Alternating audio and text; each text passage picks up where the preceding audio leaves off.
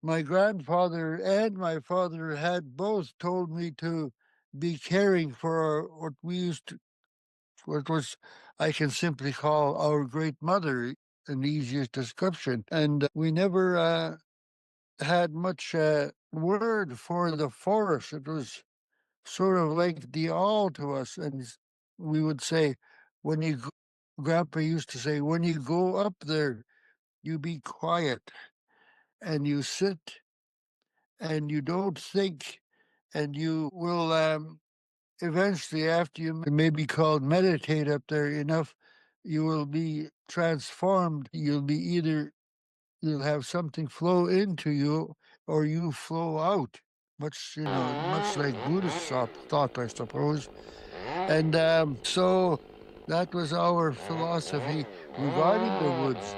And that was actually the structure of our values, is being at peace and letting go and letting the great mother, Grandpa told me, he says, you don't think up there, you just let go everything, and then you come home and you will know what to do, what to say, and how to. And tradition says, our great mother supplies everything we need, but we have to take only what we need. Yeah, I was almost getting a little emotional there. It does take it all out of you. And you're phoning at a point when I think a lot of us are finding how far we can be stretched. Yeah, it's good to hear from another person who's been through it. And yeah, thank you for that. And we'll keep on fighting as long as we can here. We're still here ultimately, and we're being tested, and they got through today, but we haven't left. So we got a couple tricks up our sleeves yet. And if anybody ends up following us or you end up checking back in, I'm sure you'll see that we don't have our tail between our legs just yet. Thanks for this interview. And yeah, it's good to hear from a comrade. And God, I, yeah, I'm grateful for, yeah, anyone who's standing up for the natural world right now when it feels like the roof is caving in on all of us.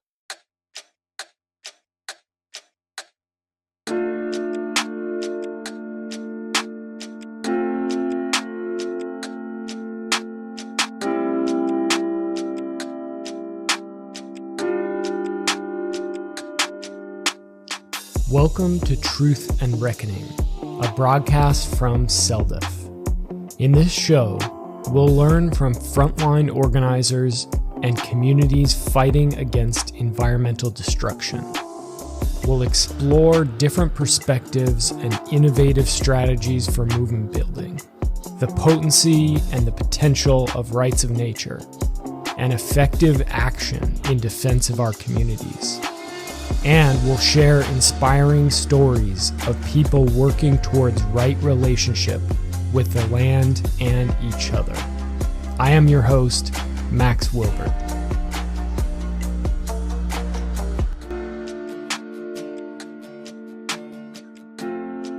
Today we're bringing you a very special pair of interviews with two men, Elder Bill Jones, an 85-year-old man from the Pacheedaht First Nation of what's now southwestern Vancouver Island in British Columbia, Canada, and Will O'Connell, who's a 34-year-old science and math teacher who has played a key role in ongoing protests against the logging of old-growth forests in the Walbrand Valley and Fairy Creek areas of Vancouver Island. On the day before we recorded this interview, Monday, December 8th, Will was wrongfully arrested by the RCMP, the Canadian Federal Police, while he was on site at a protest camp in the Walbrand Valley. Loggers had been able to pass the camp, past the ongoing blockades that on the day we recorded this had been up for 110 days, and start to log these ancient forests again. Towering 2,000-year-old western red cedar trees, ancient firs and hemlocks in a lush biodiverse forest home to black bears, goshawk, coho salmon, steelhead, marbled murrelets, and countless other species. More than a dozen people have been arrested at the Walbran over the past week or so, with more on the front lines and risking arrest every day. They need support. So if you are in the region, if you have friends or allies in the Vancouver Island, British Columbia, Pacific Northwest region, please go to this place if you can. Be there on the front lines. And if not, there is a fight like this happening somewhere near you. So first, we're going to hear from Will, who's going to outline what's happening right now on the ground. He joins us from his car at the protest camp on the front lines. He's exhausted, he's tired, he's soaking wet, and he's still not giving up. He's fighting, putting his body on the line, getting arrested repeatedly, trying to defend this incredible sacred place. Then we hear from Elder Bill Jones, who grew up in this area very nearby, who worked as a logger for many, many years. And he tells us of remembering what he was told by his elders, who taught him that we have to defend these forests, that we have to stand up and stand with them. And he has played a key role in both Fairy Creek and now the Walbran by lending his moral authority and ethical weight to these fights, by speaking up in the media, in public, to people at these camps on the front lines and telling them why this is important, why it is better and more right to stand against the destruction of these forests and violate the law than to go along with what an unjust law tells us to do. For those who aren't aware, Fairy Creek, which kicked off, I believe, in 2020, was the largest act of civil disobedience in Canadian history. Over several months, more than 1,100 people were arrested for blocking these forest roads, and they achieved some wins. Some of the forest that they were protecting has since been logged, but other parts of it have been protected, at least temporarily. So this is a very important set of interviews. Once again, it's a real honor and privilege to bring you the voices of these two powerful, very well-spoken, and morally courageous people. And I hope that their words and their actions will inspire you as much as they have inspired me. I'm here with Will O'Connell. Will is joining us from the front lines of the Walbran Valley, where folks have been mobilizing to protect old growth forests. I started following the Fairy Creek situation a number of years ago, and then when I saw this new forest defense campaign emerge this summer, I was excited to see it. So could you just tell us a little bit about who you are and your background, and then, really, what is the Walbran Valley and why are you guys there to protect it? Well, that might be the last time you speak if you ask me all those questions at once. Yeah, my name's Will O'Connell. I'm a math and science teacher, but I'm also someone who's been kind of part of grassroots organizing around Fairy Creek and with an organization called the Friends of Carmanah Walbran in the past, building trails and advocating for our last ancient forests. And this valley that I'm in is on Pacheedaht territory. So it's about 3 hours north of Victoria on Vancouver Island. And it's a really special valley. It's called the best of what's left, usually because it's a forest of kind of a grandeur that you don't expect to see anymore. And if you do, it's kind of decisions have been made. Like you either see 12-foot across trees in a park or you see 12-foot across stumps.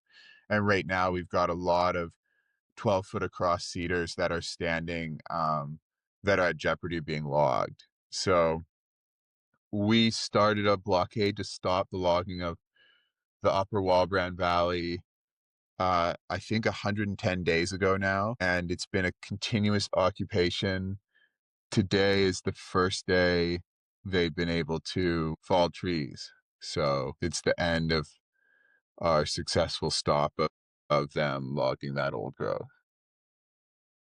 Okay, wow. Sad day then. I'm sorry that I reached you on this day. I mean, I'm sorry that that's happening overall. It's insanity because I mean these are western red cedar trees, so if they're 12-foot across, I grew up in Washington State, so grew up with a western red cedar in the backyard that was 4 feet across and was probably 75 years old. So these tree, and of course the diameter growth gets slower as the tree gets larger. So these trees are probably 1,000+ years old, right? Yeah, yeah, these are really truly ancient forests, and yeah, in the heart of the wall brand, those trees are well over 1,000, approaching 2,000 years old for sure. Okay. So I spoke with Elder Bill Jones, who I know has been out there with you folks for the last couple years and has been in some ways sort of a spokesperson for the movement and for the trees. Could you tell us a little bit more just for folks who aren't from the region? Like I said, I'm from Seattle, but we have folks listening from all over the world.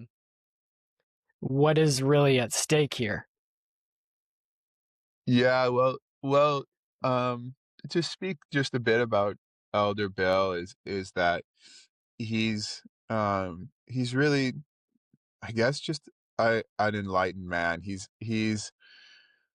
one of like a rare few people that you'll meet and um kind of attribute wisdom to, and uh yeah, he's a spiritual guide for a lot of people, and for good reason, because he's someone um who you can tell it just his like being is in alignment. He's one of those people that is calm and is caring, and really brings a consistent love to things, but also has a lot of strength in his conviction around wanting to protect the last of the old growth on his territory. And so in many ways, we're kind of the arms and limbs or whatever. We are the kind of the force behind his desire to protect that old growth, because he is the one who's saying, "Come to my territory, defend my last ancient stands," because he's in and out of hospital these days and can't always be out at camp. So he's a wonderful man, and recently the cops denied him access. We had made him a spiritual cabin out of the land that wasn't blocking the road. We Anyhow, it was a camp for him to come so he could come up to the Wallbrand and be back in his ancient forest. And the cops denied him from going there in a way that wasn't just denying him access to his land. They also denied him the truth, which was that they had burnt down his cabin hours ago, and they kind of talked around it and pretended they were going to let him in, and never did it in a very disrespectful way. So um, yeah, we're here on his behalf, and we're not going to stop fighting, especially when he's being disrespected on his own territory. So we're already talking about the RCMP, which is the federal police in Canada. So tell us a little bit about what they've been doing. I know that they've been raiding camps over recent days, arresting people. What's the RCMP situation today, and how's that been ramping up over the past couple months? Because I know a logging company got an injunction against you guys from a court, right? And so that's what's Yeah, led to so RCMP. exactly. So I'm sure it sounds like you're familiar with this process, but for the people listening, it's kind of like you can go block a logging road, and the police kind of don't want to go out there. Like, if you block a city road, they'll charge you with criminal risk mischief right away. But to get the cops to come and, like, you know, on force, come out to the woods, the logging company has to get what's called an injunction. And so a judge will grant this injunction that says, okay, the courts have now declared a bunch of things. Mostly what they declare is that you can't block the logging roads out here. And so when the court declares you can't block the logging roads, then if you block those logging roads, you're held in contempt of court. And that's what we're being charged with. But it basically says, the court says, okay, police, it's time for you to go out there and enforce. And in recent years in BC, this has been a new development.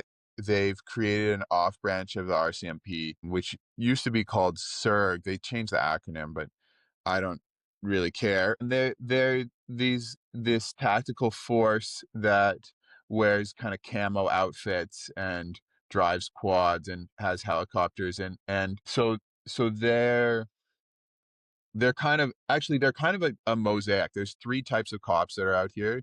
There's the green guys, we call them, and they're the ones who are lurking in the bushes trying to like sneak up on you and get to the thing that somebody's trying to go in a tree set. They're trying to get to the base of the tree first and cut the rope so you can't climb up. Or they're trying to like grab you in the woods when you're just trying to, film your friend. And then There's the blue guys, which are just normal officers, but within that, there's an extraction team who are kind of problem solvers. And so there's this riddle battle going on between us and them where we're trying to make devices they can't figure out and can't remove, and they're trying to figure them out. And then there's the gray team, which is the police liaison team, who are there to just talk to us, but don't really have any power and are basically there to placate you and calm you down or to try to extract information from you, but don't actually have the ability to grant any of your requests. So it's kind of like just talking to a side of this thing. And that's what the police force looks like. And lately they've been coming in really heavy. They showed up with 22 vehicles to start the raid, and then they had 8 vehicles staying overnight, including a helicopter and number of pieces of heavy machinery, 2 excavators, a lift, and uh, a side by side, everything. They have drones. They came in 22 police vehicles in a giant convoy with everything they could to just hit us with incredible force.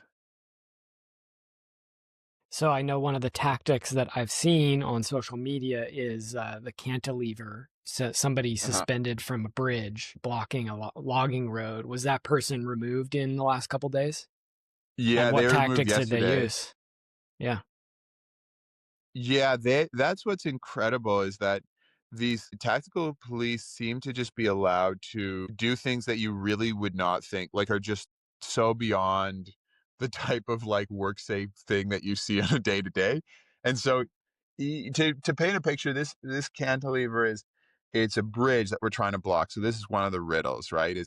We are like, how do you put a person in a block so that the cops can't kind of figure it out? And truthfully, it takes a lot of understanding of physics on our side and on their side. And so this one is we put a log across this bridge and we counterweighted it so that it extended off the bridge and there was a platform dangling over the edge of this bridge about 60 feet up, I would have said 40 to 60 feet up above a pretty dry riverbed. So it's a death defying thing to climb out. I remember the first morning somebody climbed out, they sat on the railing as the light was coming up, and it's just a really powerful moment because you don't know really, like you think you know that it's good, but you don't know, like it's just one tree and it could break, and you try to put safeties in place, but you just don't know. And so somebody was in it yesterday and dangling off the edge, and the zoom boom doesn't go down far enough, so they loaded a cop into the bucket of an excavator and reached it over the edge of this bridge and basically grabbed the guy out uh, and hauled him into an excavator bucket. But because they're like, the platform is well down, the bucket is way extended out over the bridge. And as they hauled him, they grabbed him and he kind of was slipping, which meant he kicked the platform away. There's this big gap that formed between the bucket and the platform as they grabbed him and pulled him into the excavator. But yeah, just kind of a wild like a wild thing to risk that person's life just to pull them out. But yeah, that's what happened to the cantilever in the end, is that they just literally scooped him out with an excavator. Okay. And so, I mean, it's in one way, it's not surprising because if these people are willing to, in terms of the loggers, they're willing to cut down these ancient trees, which are sacred beings, in my view. Yeah. Destabilize the climate, destroy watersheds, destroy salmon habitat, all of Mhm. these types of impacts, then endangering the life of a protester is kind of uh, you know, to them, I'm sure Yes. their only real consideration is the public relations blowback that would be negative if they did hurt or kill somebody, right? Yeah, and you see that there, well, what happens is the truth is the law doesn't really deal with us because, if you wanna take this one civil charge, it's not a criminal charge, it's not that big of a charge for us, like, People will go to jail for it if you're in the right contraption for a few days. But people, you know, and if it was one person doing this movement, like if it was one person who just went and said, enough logging this old growth, then it would be over. You wouldn't need 40 cops. You would just have one person show up, and a cop would show up and arrest them, and they'd leave, and that would be it. But when there's this huge outcry, this public outcry about our last ancient forests, and you start getting numbers, we've got a dozen so far, but numbers that are climbing of people who are just willing to take that charge, the cops can't really, if it's not, if we are intending to break the law, then they just that's all they can throw at us is go, okay, you're breaking the law, we'll be arrested.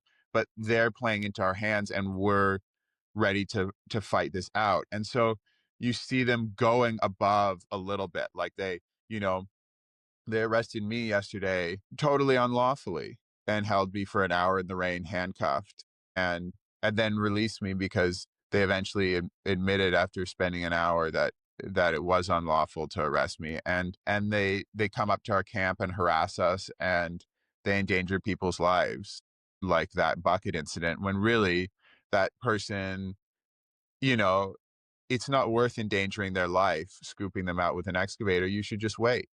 Like, you should just wait. They don't have very much food. It's pouring rain.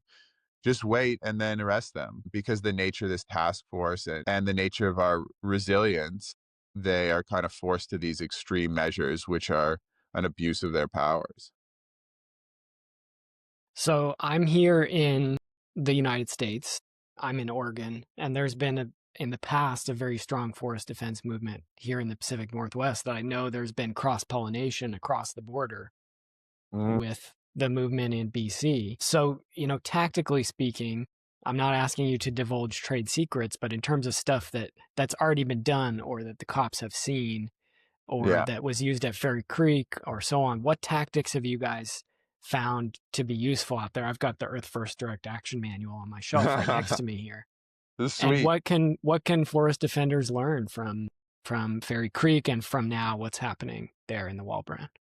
Nice. Well, I'm wondering, like, what type of actions there. I know a lot about our history of the war in the woods, but I don't know as much about Oregon. Have there been kind of mass arrests, civil disobedience there? And it's for, like, some of your great fir forests, maybe, because I know there's some stunning forests in there.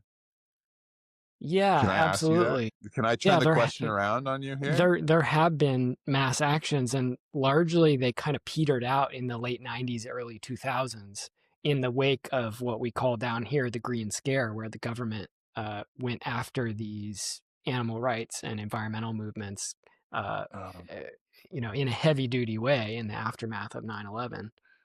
Whoa. Yeah, using But the terrorist designations. exactly. But through the late 80s, through the late 90s into the early 2000s, there was a very strong forest defense movement across this region. There were dozens and probably hundreds of road blockades and actions, tree sits to defend forests. One of the most well-known is what was known as the Cascadia Free State, which was a road occupation at a place called Warner Creek, just up the road from where I live, and people did things very similar to what I've seen from you folks up there, building semi-permanent walls across these logging roads using scrap wood and lumber from, previous logging operations, and building defensible structures and sort of defense in depth along these roads with multiple layers of tree sits and cantilevers and people locking down into barrels and tripods and bipods and then, monopods and different techniques like this as the techniques, as the tactic escalated. And I was just doing some writing yesterday about how, these techniques were in a sense very defensive, right? They were always getting taken down. The tree sits were always, the folks were always getting arrested, almost always. Some made it away. But it was part of a broader political movement. And one thing that led to was the establishment of what's called the roadless rule in the United States, which protected nearly 60 million acres of roadless forest from basically all logging and road building activity. And now the Trump administration is working to dismantle that. Oof. So of course there's an interplay, which I know you guys know up there, between sort of what's happening in the political realm in terms of policy and what grassroots movements are doing on the ground that is shifting the Overton window, shifting the conversation, and building political pressure to actually change something about what's happening there. I'm sort of distrustful of that because these are like colonial, extractive oriented economies and political systems. And yet, that's what we've seen to some extent be effective over the longer term, right? Yeah. Yeah, there's so much there. Yeah. I mean, to start, you're saying all the words like in terms of the mechanisms that we're using, like monopod, bipod, tripod, or whatever. That's exactly it. It's like these techniques are pretty universal. We've had some European land defenders come out and they're like, oh, monopod, and it's like they're putting them on the streets of wherever they were from the Netherlands, and we're out here putting them on a logging road. And and I think, well, the thing about it is, yeah, the movement, our history is very similar with these big movements in the late 80s and early 90s, and there's kind of these two roads you could go down, and one of our most successful ones, the Clayoquot Sound protest, was just mass arrest. They would let the logging go, but every morning they would lie on the bridge. And it wasn't about um it wasn't about these what we call hard blocks where people try to make it so that they actually hold the road and prevent the logging for the day. And so there's that direction. And then there was exactly what we're doing now, which is that in 1991, actually June of 1991, exactly when I was born, the fight was happening here in the Walbrand Valley, and it looked exactly like what we're doing. I think what's perfect is there's a place called Cantilever Canyon a little farther into the valley where you always drive by and see this notch where they cut out a notch in one of the logs that just sits next to the road in order to make this amazing cantilever of this huge cliff. And it's famous. And so we spray painted the side of a bridge, and somebody went in a cantilever up higher in the valley 34 years later. And the other thing you're speaking to is, yeah, like there seems to be this thing that, yeah, people like, God, I used to forest firefight, and when a fire when a fire has a window, an island of forest left in it, it's a forest fire is never supposed to look like a donut. Like it always fills in. It always creeps in. It always wants to take that. So if you make that donut hole around a town, it's like impossible to guard because every flank wants to close in.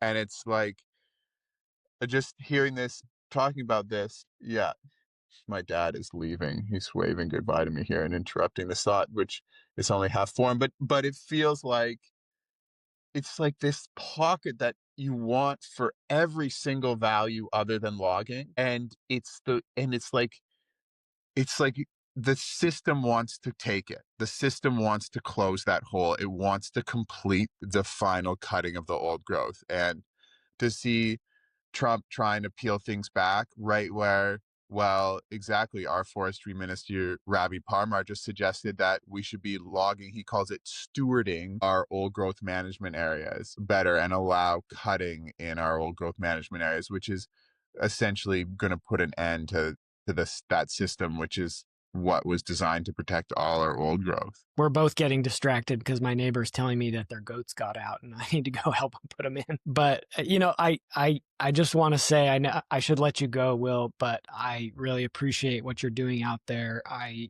co-founded a mining resistance group at a place called Thacker Pass on northern Paiute territory in what's now Nevada to fight a lithium mine, and spent, over a year living there, living out of my car, protesting the construction of that mine, taking direct action repeatedly, and building coalition, building awareness of what's happening out there. So I just want you to know I understand how much dedication it takes to be there on the front lines, and how grueling it can be to simply do what you're doing and show up over and over again. I want to give all my respect and recognition to you and all the people who are out there. I know at Fairy Creek, at least, there were thousands of people who were coming out. I know it's a rainy, wet, cold time of year up there, but I hope that more and more people will come out. I'm going to be working to spread awareness of what's happening up there through this interview. We'll be sharing this to all my contacts in BC and elsewhere. And yeah, thank you very much. I would just really appreciate you being here.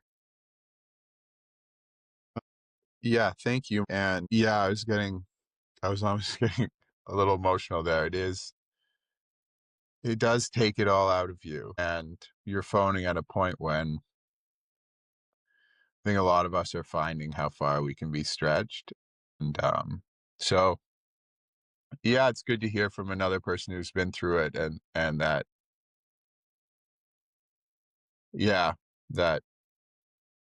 thank you for that. And we'll keep on fighting as long as we can here. So yeah, we're still here ultimately, and we're being tested, and they got through today, but we haven't left. So we got a couple tricks up our sleeves yet. And if anybody ends up following us, or you end up checking back in, I'm sure you'll see that we don't have our tail between our legs just yet. Thanks for this interview. And yeah, it's good to hear from a comrade. God, I'm grateful for anyone who's standing up for the natural world right now when it feels like the roof is caving in on all of us. So yeah, all of us who do this work are intimately familiar with that feeling. Again, sending all my solidarity, respect, love to all you out there on the front lines. Keep your head up, keep fighting.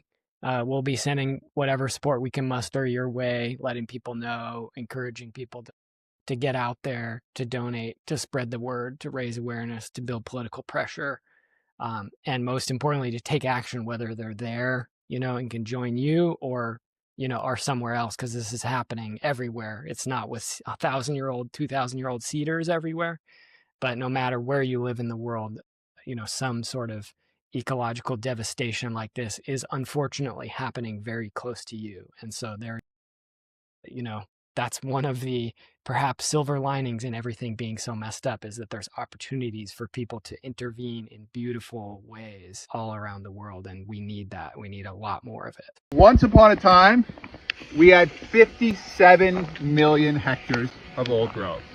About 4.5 million are away in parks, and about 4.5 million are too small or too inaccessible to be worth logging as well. Let's see where we're at now. We're down to 11.1 million. We're down here. And look where that green bar went. 48 million available hectares to log to 2. That's where we're at today. And the government is using this lack of old growth to say, oh, well, if you compare it to how much is protected or never going to be logged, we actually have 80% protection. They're taking this tiny amount of old growth left, and as it gets smaller and smaller, the percentage that's protected grows and grows. And so they're able to use their logging of old growth in order to convince the public they're protecting it. I was denied access to my religious and spiritual practice place up at the Wallbrand. My private property there was burnt down either by the RCMP or the industry, as we call it. And I feel that now we must reclaim what we know is ours. The government is training Canadians to pretend they don't belong, that the Crown owns it all, and that is not true. When you love a land, when you serve your great mother, our great mother is yours and you are hers, and her land is yours, and you have rights and privileges and freedoms to go into your land and enjoy what you need to do and preserve and care for our great mother. Actually, that's what my dad ordered me to do. He said, "Sonny, when you go to your great mother, you be quiet. You listen to your great mother. You do what she says, and you say please and thank you to whatever she provides you, and you look after her. We are the care persons and custodians of our great mother, whereas the Canadian government, the Crown, and the industry, and even my Pacheedaht First Nation government are all hell-bent in pillaging our great mother. We must now be active and immediately go into action and do what we need to do to preserve what we know will never be replaced in current culture and civilization. This is the last of everything, and we have to save it. Tlako, tlako, chamat, chamatle.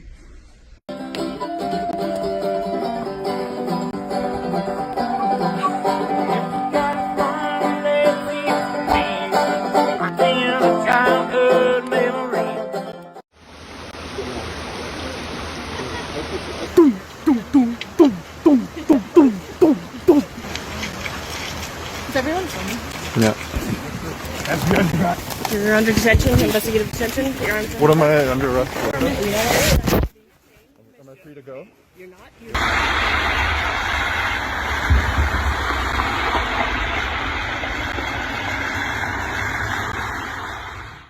Hi, good morning. Good morning. How are you today?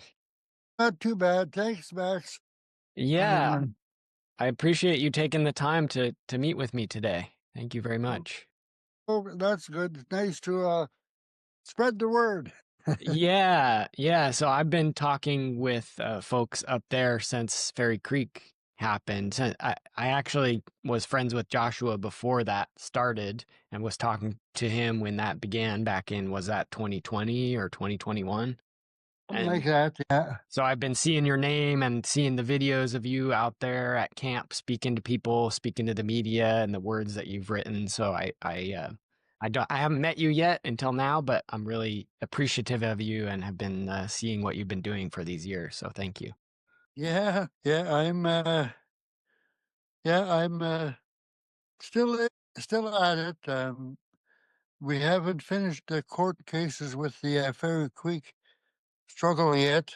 Mm-hmm. And yesterday, from what I was told, the outfit called Teal Cedar, who are suing me, or Teal Jones, whatever it is, they're Teal Cedar's hearing for continuing their court case against us was supposed to be heard yesterday, and see if they go ahead on it or not, because they're in receivership, and maybe the receiver's the boss now. I don't know. Okay. And but anyway, but I haven't heard anything from my lawyer, Ben Izzet, and so it's a waiting game again, as usual. Yeah. Well, it's something that we have in common. I was actually involved in defending a mountain in what's now Northern Nevada, traditional Paiute territory down here in the United States, starting around 2021 and going for a couple years. And myself and a number of different land defenders got sued by the mining company as well. So I'm familiar a little bit with the situation that you're in there, and it's not fun. Yes. But knowing something about you and the words that you have spoken before on video and elsewhere, it seems like you're somebody who has a different set of values, and you're not too concerned about that type of thing compared to the destruction of these old forests in your backyard, basically, right? Close to where you're. Yeah, right. Just 15 minutes from my house at that time. I gave the house away now, moved into a retirement home in a little village closer to Victoria, Souk. Yeah.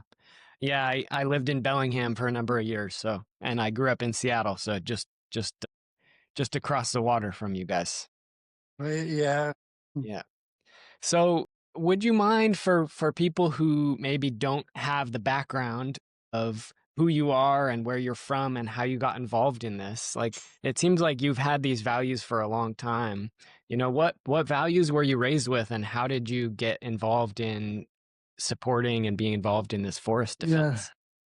Well, it was kind of I lived neglecting my um traditional values of my people. Being a logger, quite a good part of my life, I was like all loggers, drinking too much, and we were tough guys and all that stuff. And I think that was nice. Now looking back, I realize it was a system of denial so that we can bury what we know is in our deep conscience. And then about 12, I was asked to accompany a group up to Walbrand, who you may have heard of through Joshua. And I started getting involved there. And then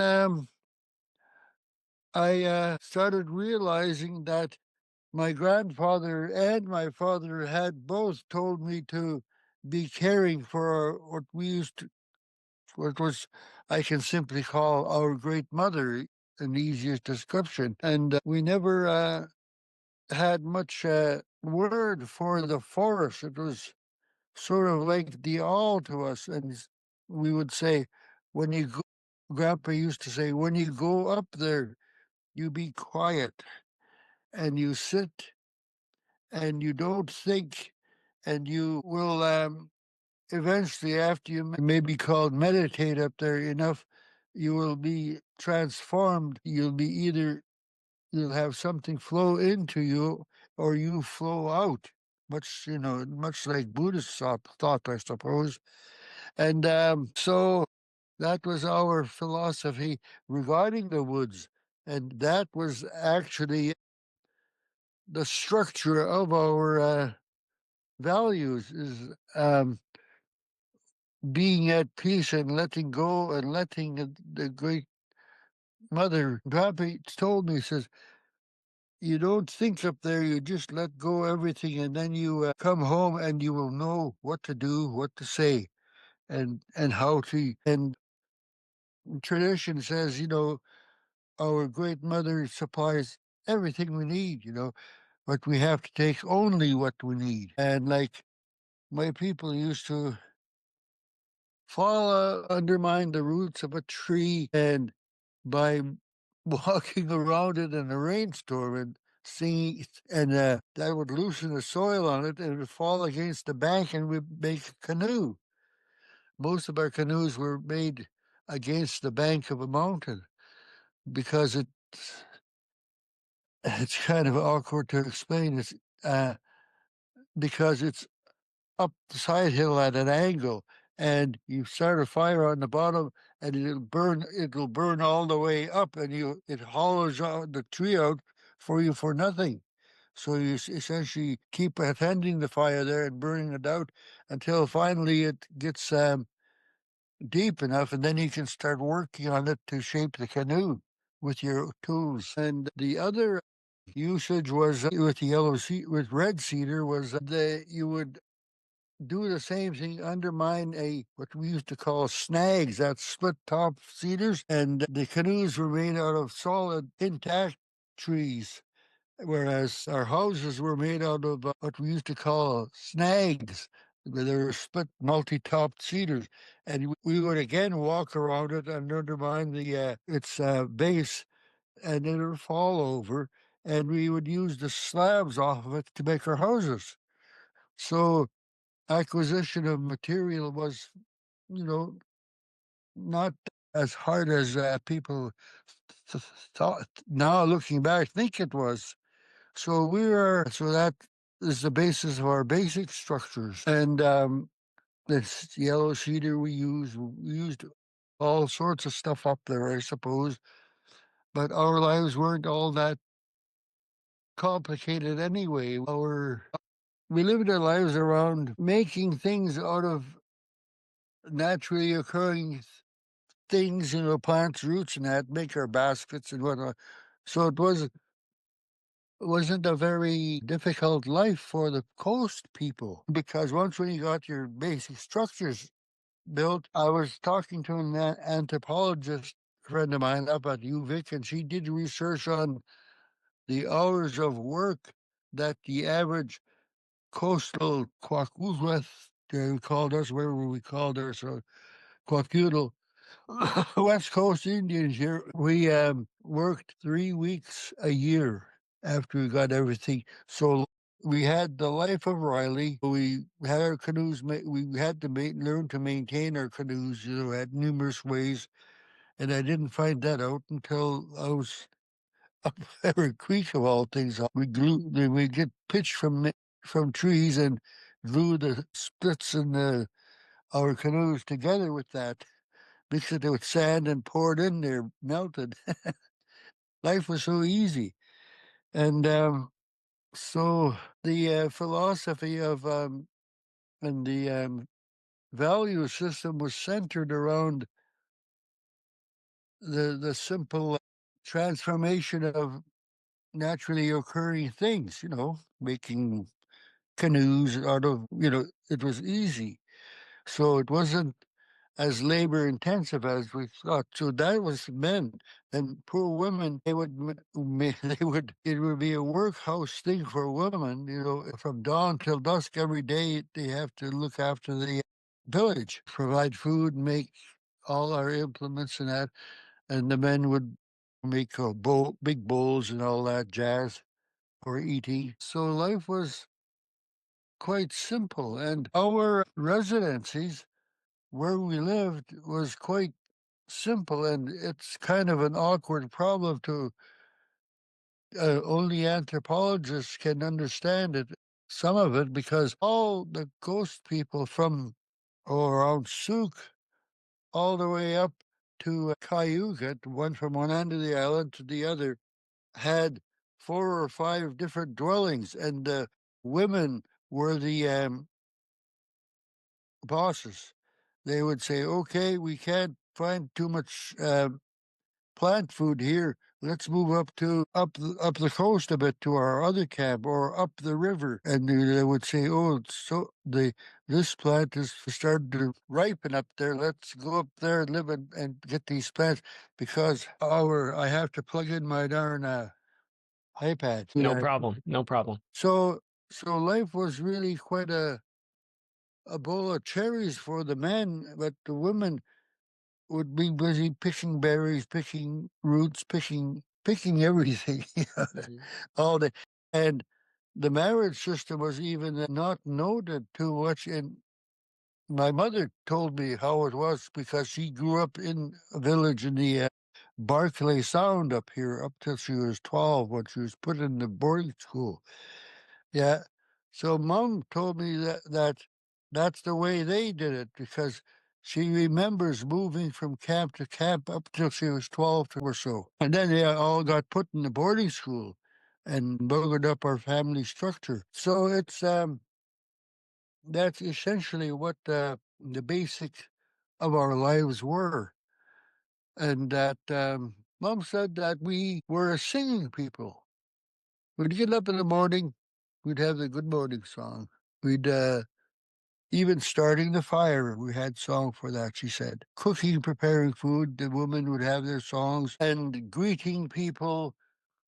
There was an odd thing amongst my people, almost telepathic, I guess, because we had greeting songs for visitors coming to our village. And I was about 7 or 8. We were having a festivity at my dad's in-law aunt, sort of, Ada's place. And she was preparing food there. And then she says, "They're getting near the point." And we were in the harbor there, up from the beach in Leonard Jones' house. She says, "We have to go down to the beach now. They're just getting near the corner, near the point." And, like a dumb kid, we all just filed down, obedient to our parents. And then they got the drums out, and then, sure enough, around the point came when with the 4 or 5 canoes from Cahoose coming paddling in towards our village. So it was sort of an awkward thing to for me to remember, and that our communication system was almost sublime or something like that sometimes, but not all the time. And we're quite happy in the suitable culture that was developed for our what anthropologists call our economic system, or the way we live, our energy needs, and that was suitable to. And then I was attending a presentation by this guy. You ever hear the whole river studies? Well, anyway, Whole River study from down in Washington State.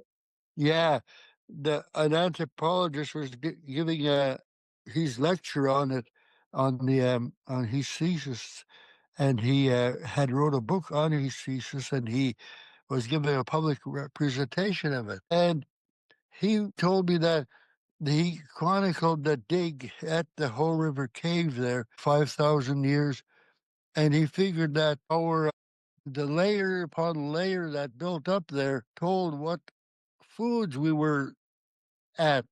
And the earliest ones were shorefish and shellfish and that, clams and whatnot. And that after a while, that was depleted, and they wound up using other resources a little further out, cod and that. That was in another layer. Then finally, when onset of the explorers came, we were using nets and traps in rivers too. Well, that was still utilized anyway, but that was more common. So the growth, the population pressure on the land providence was starting to force us to use different technologies to get other sources of food. And the big bragging thing was the macaw doing and the lapush doing whaling and that, which was likely true. However, my mom sort of agreed with them, but not quite, because she said that, from what I heard, when there was a whale wanting to come to us, they would everybody, a helter skelter bunch would pile into a canoe, and they would paddle out singing the whale song, and then they would circle around, wait for the whale, and the whale will swim to them, and then they will put a harpoon on it, and they would sing it to shore. She said it was a ritualistic thing that the whale told us when. So this was in Cahoose, in my immediate clan. So there's a lot of um, contradictory, unrecorded stuff that was sort of stuffed over, because the story about Mom telling about the whaling system in Cahoose and the male dominated system of used in Lapush and Macaw were sort of contradictory.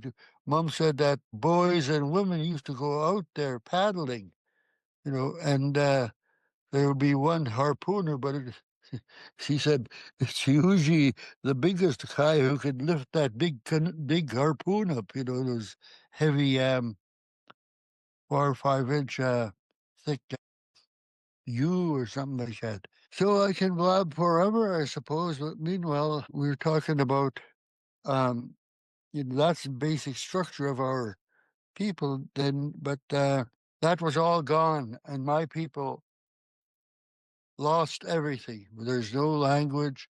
We're adopting rituals and practices from other people, and that we don't know our language anymore, and we're too lazy to learn it. It's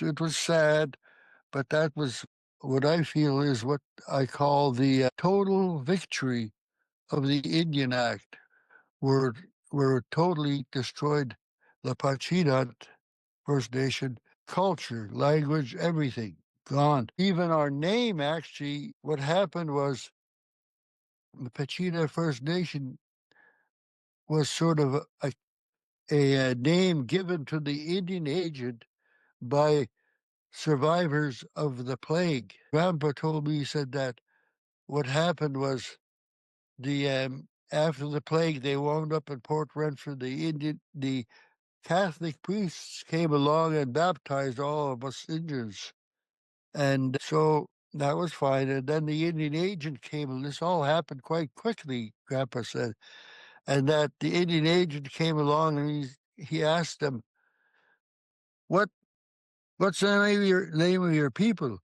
And the problem, they didn't know. That's what Grandpa said. We were kids. I was 12, and the oldest in our surviving family was 14. And none of us knew the name of the village in Port Renfrew. And along come Joshua, who was about 8 years old. He, you're a kid, you don't care, So he didn't know. So they were looking, but Grandpa said they were sitting at the mouth of a little brook and there was foam on it. Then somebody said, Bacham, Avacham. That means hairs on woman. Bacham. I know what we are. Apacham or something like that. It means sea foam. And it actually, Mom said it started with B when we first heard it. Pacheedaht, Bachat. And so they talked over amongst themselves with the Indian agent sitting there, and he says, "What do you mean?" And then he said, Pacheedaht. Yeah, Pacheedaht. They were sea foam people. And that's how our name was given to us. And the Indian agent didn't care because there was all kids who survived the probably smallpox plague then. And I guess this was the second plague, apparently. Anyway, so that's how we wound up with the Pacheedaht First Nations name. And it's all have you ever studied cultural evolution in the world of let's pretend?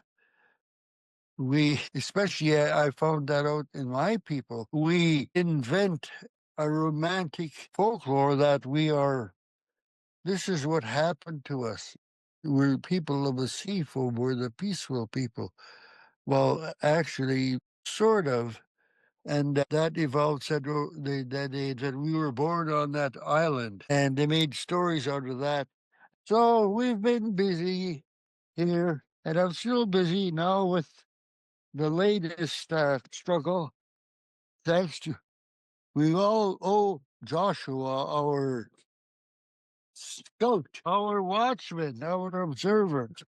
Finding the information out there. Yeah. I remember him Yeah, telling me about going on the satellite images and finding these valleys and getting the yeah, information about, hey, this place is intact, it's untouched, it hasn't been logged. And I'm sure you, over the course of your lifetime, have seen yes. quite a lot of change in the forest. When you were a kid, the old Oh, growth there must have been quite a bit of it left around where you grew up, right?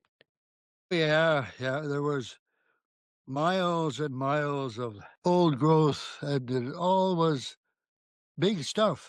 It all was had 4 feet, 3 or 4 feet average, Yeah. all the way up to the sky, and mile after mile of that. I started off logging, and it was the 40s and 50s technology then, steam powered machinery, and you wouldn't believe it. Sailors evolved our systems of line management logging by being old sailors, and they devised the logging systems here, and there was about half a dozen or more different line, I guess you would call it spar tree logging. Mhm. Raise a tree, and that was the way when I first started in 1956, Mhm. and we didn't know any difference. You had to believe in this. This was it. You have no you have no preset thoughts of the civilization that you're in. This is just it. Right. Just like when you were in in your grade school, you know, you had no way of comparison. This was it. And that's the way it was with loggers. Mhm. We just grew up in a world of, you go logging. That's it. Mhm. And the culture was developed to be a logging town and stuff like that, which was very racist orientated. And uh, it was sort of brutal works, but a lot of it was brutal. The lowest, you started off the lowest on the totem pole, chokerman. You put this wire around a log and then they hook it up to the line and they pull it in. And that's essentially what it is. Then there's the machine operators and stuff like that. And my dad was successful that he was running tugboats mostly. So that was it. And he was sort of really scapegoated and he had a tough time all his life because of the racism. So he'd come home grouchy. And in them days, it was 12-hour shifts. It worked 6 days a week for 12 hours. You got a day off. And then that, about 1950 changed to 8-hour day and then five-day week when I started 1956. So it was brutal. And then I was too skinny. I was 90 pounds or no, it was 104 pounds when they weighed me to go into the logging camp at the logging camp. And in 6 months, I gained, went up to 119 pounds and I was so proud of myself. And so it was a challenge that we sort of lived up to. Actually, it was looking back now, all the lowest people on the logging totem pole were young, 16, 18. We were, the brutal parts of the jobs were left to young greenhorns, they called us. Same in the States.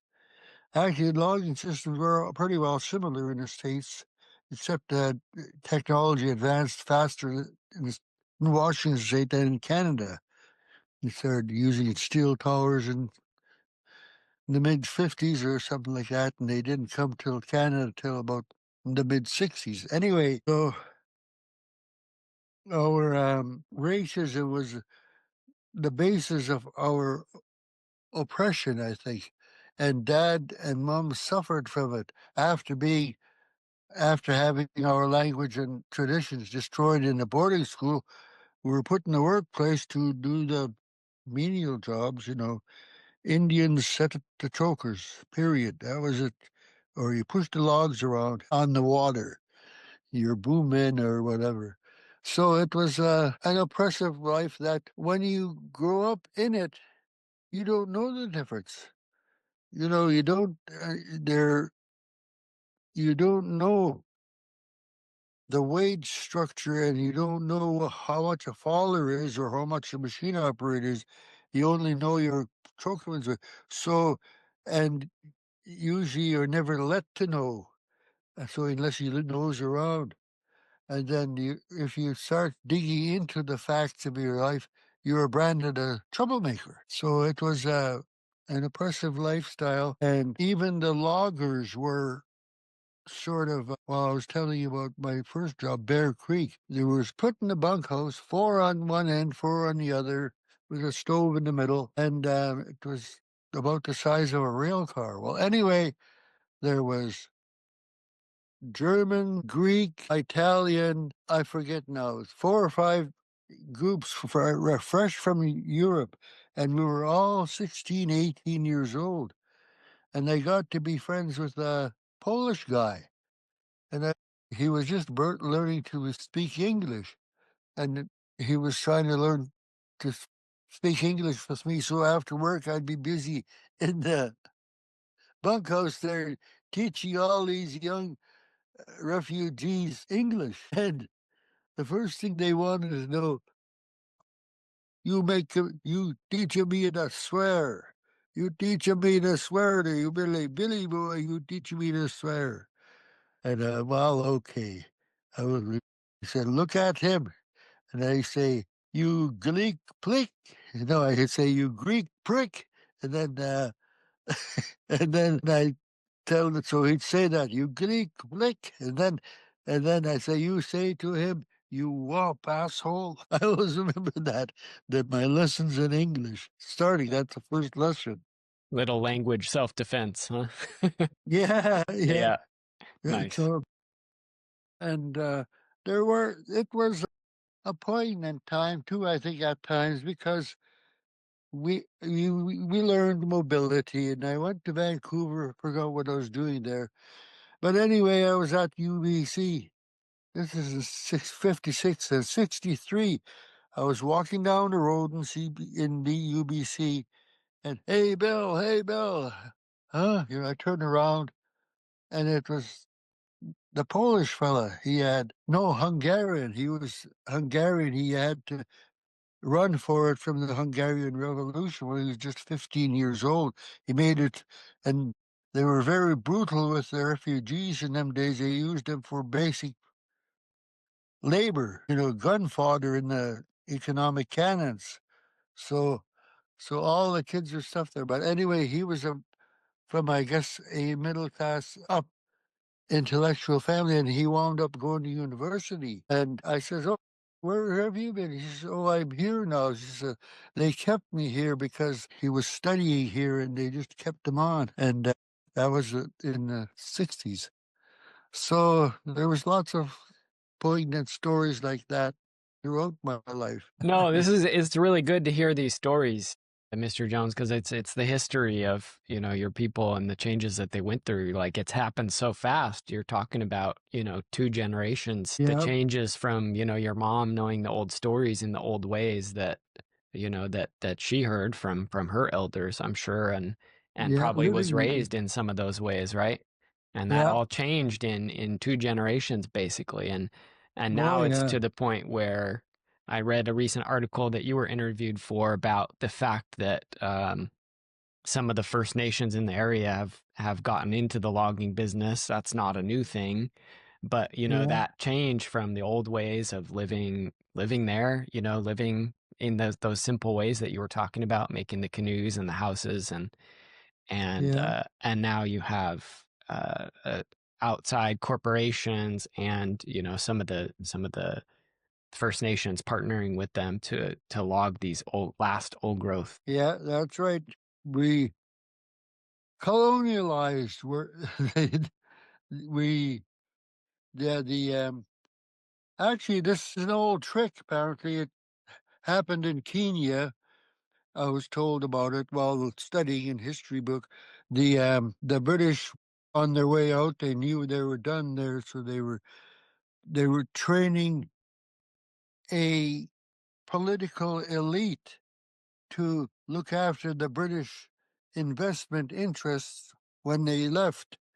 So they were paid well to run the shop for the English while they were in England, And so you wound up with the same race oppressors. So Kenyans were oppressing themselves. Well, it's sort of like that here now, but not as grave, because most of these logging companies are on the lowest echelon of the utilization of product. It's it's a logging company. They call it a JIPO. There's a small subcontracting outfit that's owned by actually 65% by Western Forest Products and 35% by the Ohio people. And so they're logging, and they give, fairly good wages, but not a substantial wage. You don't pay a slave enough to make him think he's like you. You have to keep him down. That's my thought. Yeah. How to oppress people, I think. Maybe I suppose I could say I have an understanding of the colonialist system, but on the other hand, that's the way the whole world operated from when first empires started evolving. and they didn't mess around as well like the oh boy, the early, who was a Genghis Khan, and them, they wiped out people, and the European warriors wiped out civilizations, and finally the Romans evolved, or was it the Greeks? Greeks came first, I guess, and they were oddly different from the Romans. The Greeks didn't destroy civilizations. They just went there and said, okay, you pay us a cut, and then we'll let you continue on. But the Romans, they were a little bit different. One of my teachers, Greenhouse, his name was, he said that, Bill, in history, the Romans have been known to wipe out 25 full civilizations, and that they killed every person of that culture, and that they're gone and wiped out forever. And he told me, he said that even in England, I think he said there was 25 different dialects when the Romans came along, and then the Romans sort of civilized England, and I don't know what they spoke, Roman, I guess, and they whittled it down to 9 languages, 9 cultures that were dominant and survived the Roman era. So the oppressive system is old, and I think that's a problem with people who want to think, but that is a problem too, because our thought systems are all educationally controlled. You go to university, you think like a University of Washington dude, or Harvard, or or even Deep South, Old Miss. And you have that mindset. Once when they're entrenched in you, you know, it's very difficult to change. I don't think it's changeable unless over generations or war. And so I blab my way into corners a lot of the time. I understand. No, I appreciate it. I think you're right. This history is old of some societies becoming so warlike from a conquering perspective. Let's go out and take somebody else's land and conquer their resources, and then assimilate them. The boarding schools you talked about earlier, the whole kill the Indian, save the man that they talked about, here in the United States with the Carlisle school. And it's a deliberate process of destroying the old ways, and we're going to assimilate you, through force and through war and through violence, but also through, like you just said, education and media and school and all these different things into the new way of thinking, which is, an extractive way. Let's profit from these trees. Let's cut down as many as we Yeah, can, right? Rather yeah, than just what we need. yeah. That's the olden days, pre-colonial times. So, Bill, I'd love to ask you briefly about the new blockade. So, Ferry Creek, the original Ferry Creek situation is over now, but there's this new blockade that started this summer in August in the Walbran to defend some old forests up there. So, could you tell us a little bit about what's happening up there and what it's like? You've been up there, I assume. This is close to your home. Yeah, it's way out in the Tules, right in the middle of literally nowhere. Mm-hmm. It's just as far to any village in any direction, Port Renfrew or Nitnat or Lake Cowichan. It's right smack dab in the middle, Mm-hmm.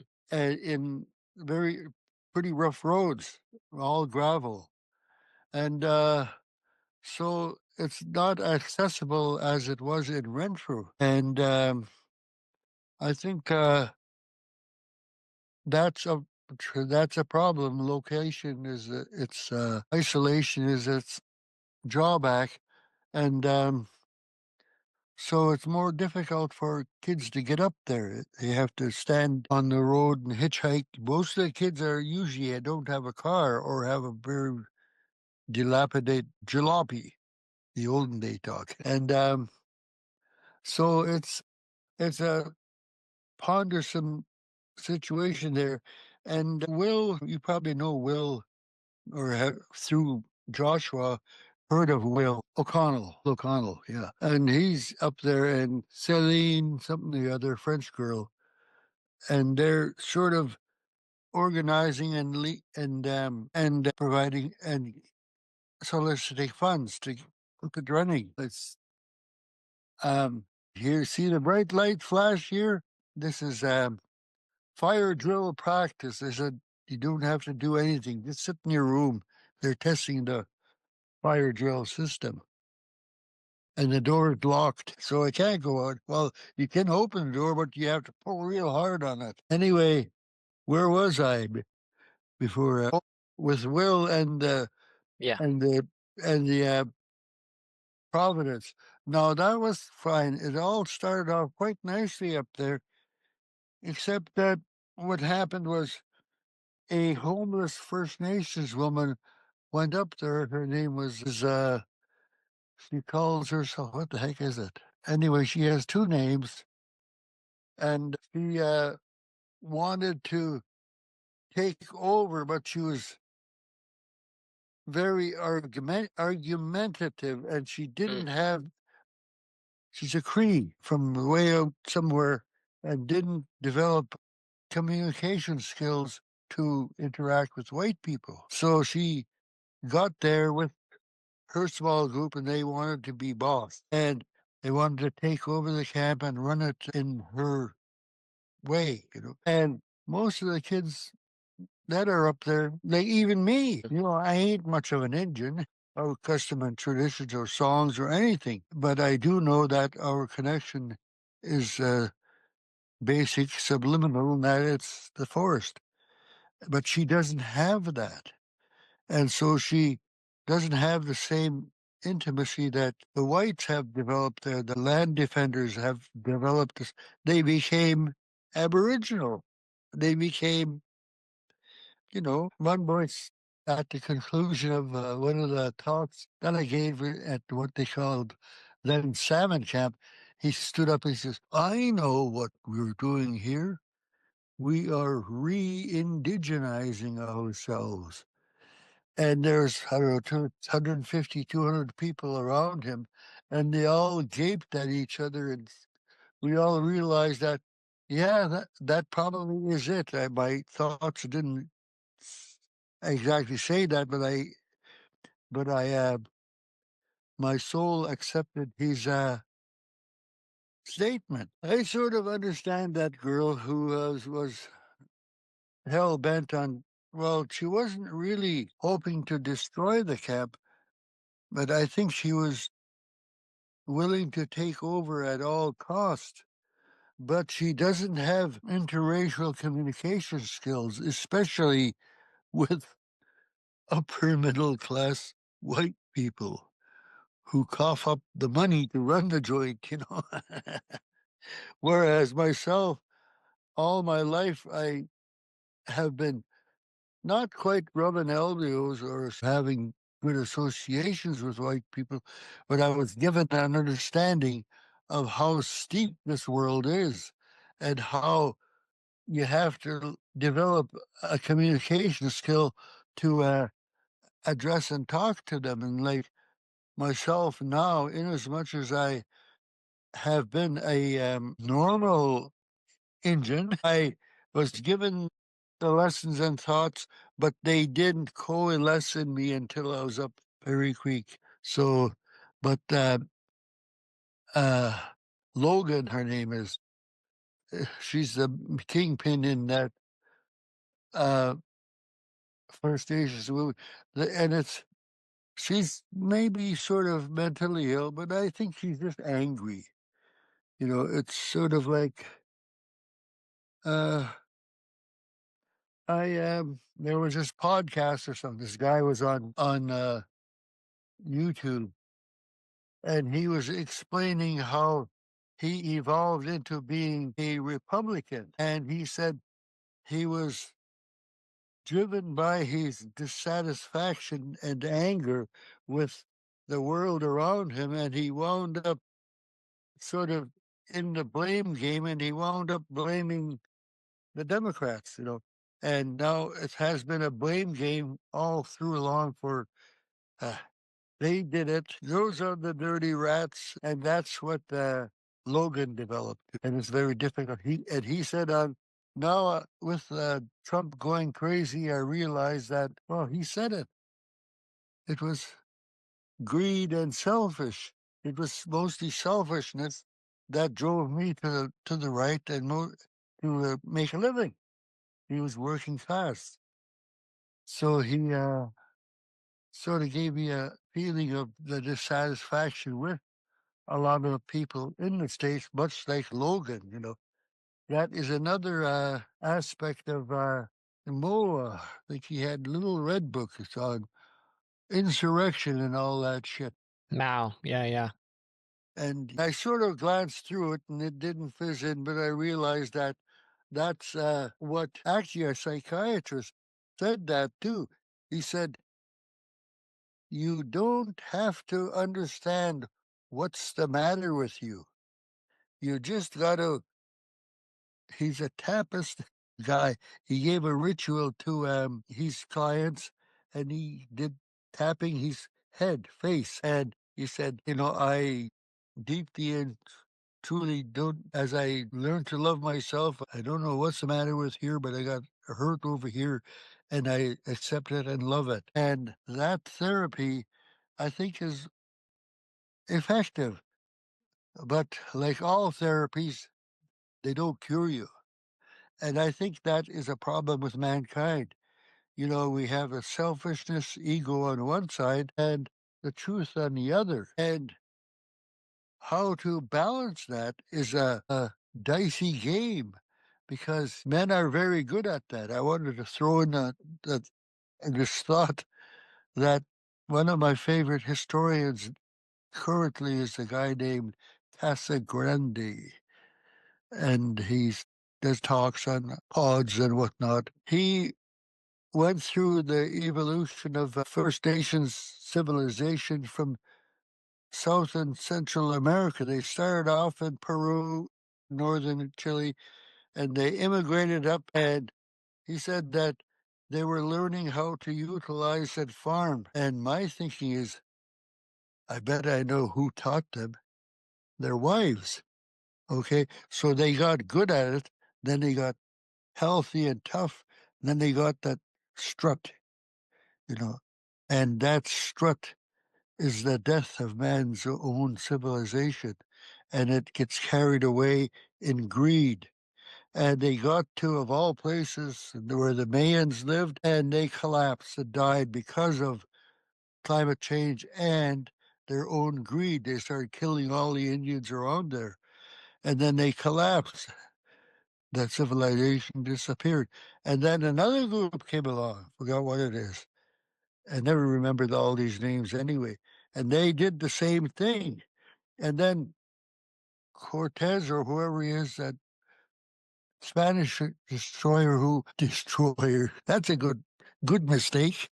Hey, yeah, conquistador, same thing. Yeah. And he wound up in near Mexico on the coast there. And he heard that there was a big civilization over there in Mexico. He didn't know what to call it, and it turns out that's not their name. But anyway, he got there, and he said Casagrande said that inasmuch as Cortez sensed that they were fighting each other because they were developed the maximum food supply pressure on that lake in Mexico City, and other people wanted to take it over, and they had to fight for it. So they wound up at war with each other, and they were already starting to deteriorate before their population pressure, as the population pressure got up, and they were in the self-destruct phase, early stages of it, and that Cortez just capitalized on it. it reminds me of, to bring the conversation full circle in some ways. I've got a friend of mine, Josephine Dick, who's Northern Paiute. She's an elder. We were sitting out on the fire one day at our protest camp up there back in 2021, just sitting around talking, and we were talking about the old ways of her people in that area, which there's not much trees around them, but their old food source was the pine nuts and jackrabbits and mule deer, and they were out, and seeds from the different grasses. They were out in sagebrush, Great Basin desert sagebrush country. And she said to me, one day all this modern stuff that we rely on now is going to be gone. We're not going to have it anymore. And so that's why she said, that's why I'm out here defending this mountain that the company wanted to destroy for mining, is because she said one day my grandchildren or great-grandchildren or great-great-grandchildren are going to have to rely on this mountain for their food, for their water, for everything. Because when these complex ways that we have now in this civilization fall apart, which they always do, then people will go back to the simpler ways, because that's what you can really rely on. But you can't rely on it if you've poisoned the water and you've blown up the mountain and you've cut down all the forests. So it's short-sighted extraction. Yeah, very much so. And take. That's our mankind's biggest. It's curious because there was a few places that grew into larger populations in around Vancouver Island, like housed people, but they had sort of a large center of population, and they were evolving, and they were doing quite well because there was still enough protein around to feed oceans of fish. They were evolving, and I think they were population growth. So I think all populations depend on something to eat, nutrition, and that, like you say, the Paiutes and that are know that they have to plan. There's an odd thing about Washington State. I was trying to help in Port Renfrew, and they were going to put a garbage dump in Sombrio, 2/3 way to Port Renfrew, and I was phoning around, then community planning and stuff like that. And so I nosed around, and I wound up phoning these young people in Washington State government, and this young woman said, in Canada, the developers didn't do what we did in Washington State.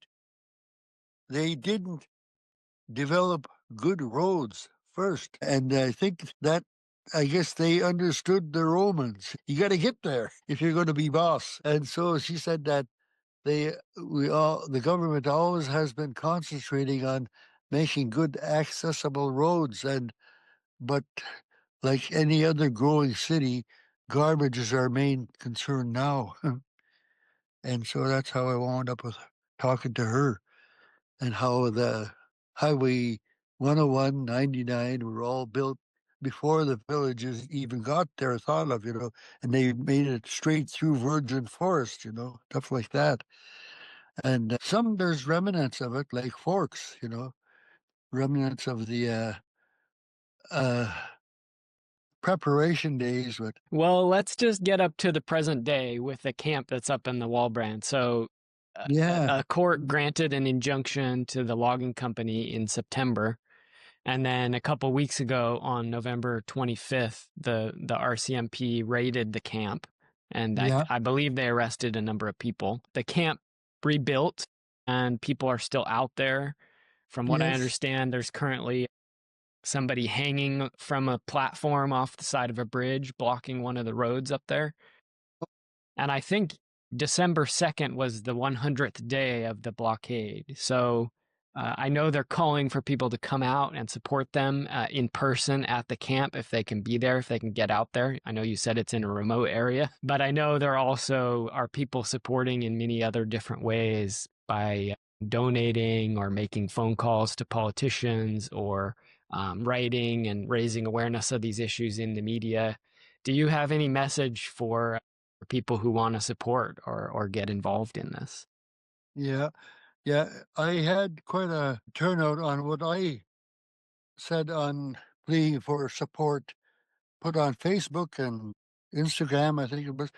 And I was told my post attracted 4.5 million viewers. Holy cow. So I feel rather guilty about that because I'm sort of like an unqualified influence, but no known, I'm not a forester. I'm not an ecologist. I'm an engine. Like maybe the Paiute people up there, they likely didn't study ecology or desert stuff.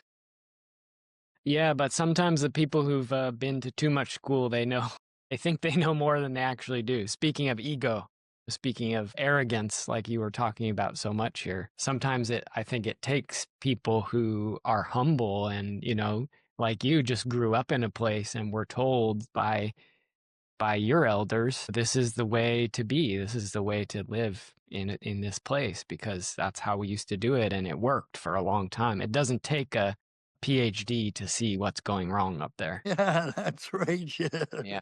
The pillaging, the utter death. I was so hurt there when a poignant, sort of sweet, sad thing I saw on, I guess, Facebook or something. Will and them posted the damage to creeks, and I think 4 or 6 kilometers down from the current logging site, they photographed these salmon fry swimming in packed debris of branches and crap coming down from what little they already fell up there. And I was thinking they only logged up, or they only fell about probably at least less than half, less than a quarter of what they're going to fall down, and all that debris is going to and kill all them fry. Sheesh, we are rather stupid, and yet I'm so touched by, not quite touched by, but I know greedy Indians, like greedy white people. A man just becomes greedy because that's the way he grew up, to be selfish. And I think all those boys are like that man explaining why he became now he's having lots of druthers about being a Republican. He's trying to explain his way out of his understanding of how he can comfort and find a different choice. And I think those people, the First Nations logging too, are doing that. They're going backwards. Let's start off from 2012. All the engines on my reserve were all gung-ho. Yeah, we're going to save the Gold Coast. We all went down to the foot of Walbrand at that last bridge before the park, and we were having camp there. And it was so sort of doubtfully hopeful for me. They want to save it. They want to quit it. It's sort of coercion is a very subtle game. Jeffrey, our main crook, oh boy, should I gossip to you or should I not say it? Well, okay. We were at a community lunch in Renfrew, and we had nothing to do before the lunch. And Jeff invited people out to look at this dirigible, or whatever they call it, the balloon craft, ocean craft. And we were all leaning over it. And he was explaining this and that, and go up the river at the air. What do they call that? Craft, is that it? Sort of how you spat water down and it shoots up and bad for a bad jet boat, yeah. And then they were leaning over, and then one of his friends said, where's your yacht now? Where's your sailboat? And he said, and Jeff said, oh, it's in Fiji. And his friend said, Jerry said to Jeff, how'd you get it there?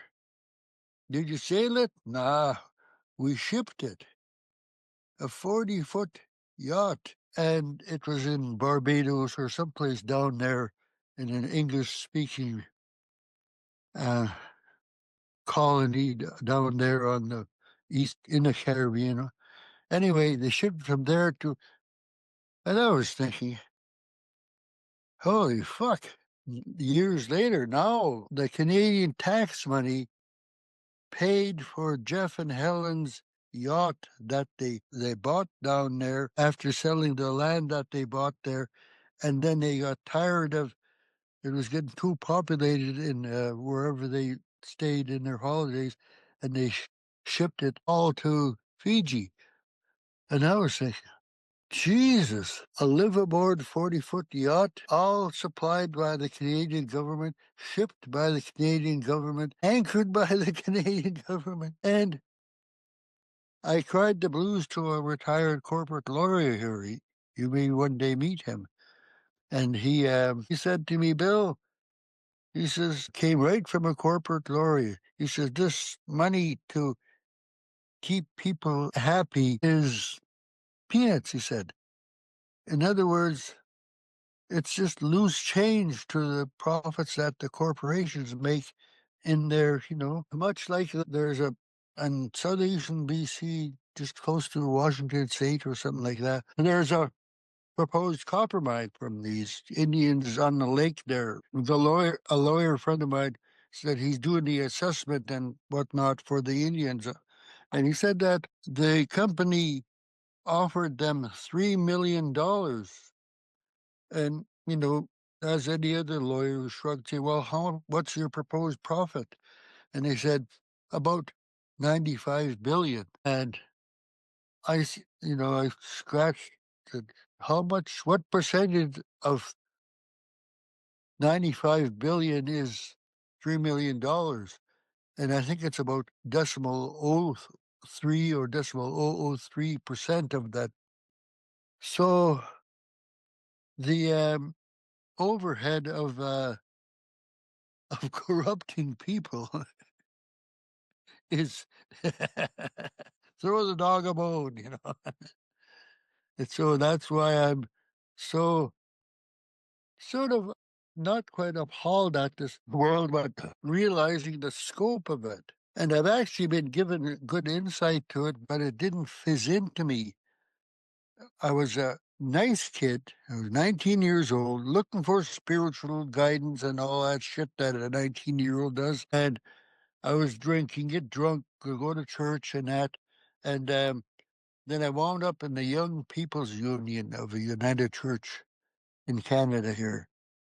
And they said, oh, you have to go to the other church. They got a big one. We only have 4 or 5 here. Okay, I went up there.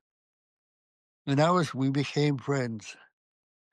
And I was lying on the lawn, 3 of us, Prentice Bodell, an American guy, Bob Boyles, Prentice Bodell was Forrest. And I was lying there like this. And Bob said to Prentice, what plane are we going to use tonight? And Prentice offhand said, I guess we have to use the Twin Beach. And Bob replied, yeah, we have to be back by 11 anyway, so I guess we have to use that. And Mr. Dumbo Bill said, well, how many planes do you have anyway, Prentice?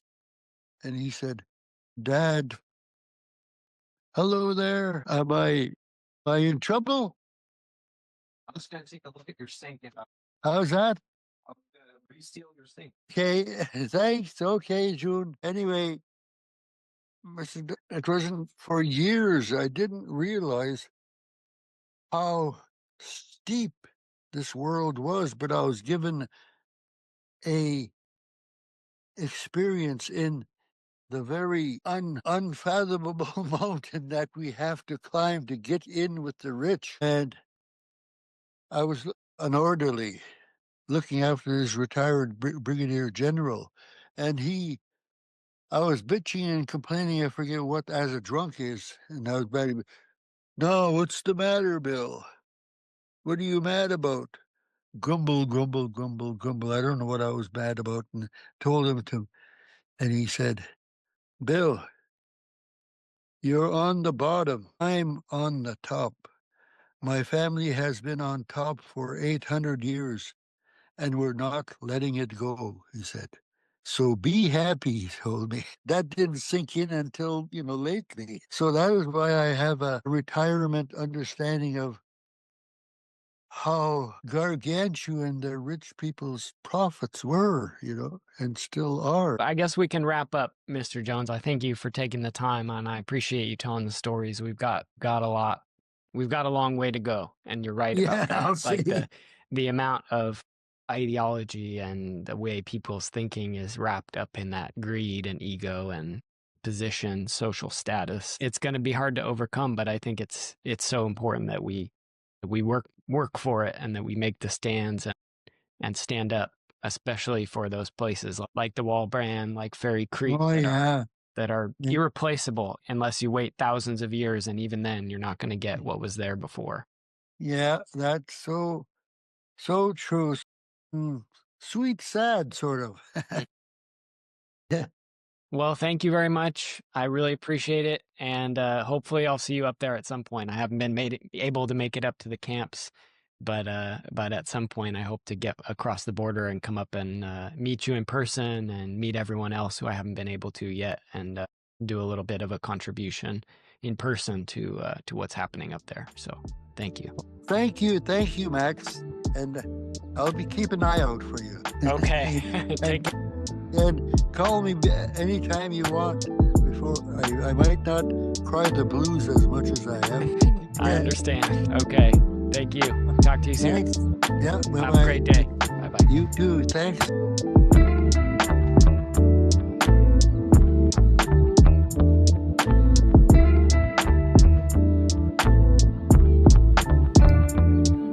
I want to thank you for listening to our show and let you know a few ways you can support Truth and Reckoning. First, share this broadcast with your friends and family. Leave a positive review via your podcast app.